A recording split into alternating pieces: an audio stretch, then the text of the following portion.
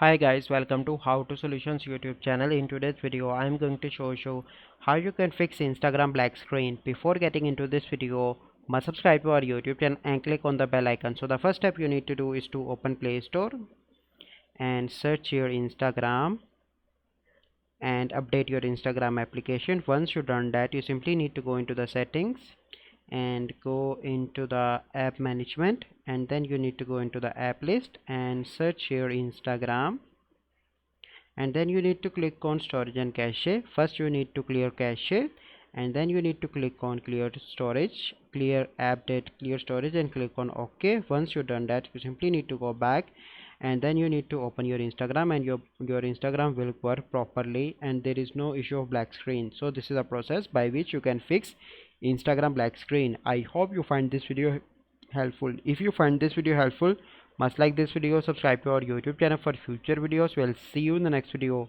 Thank you. Have a good day.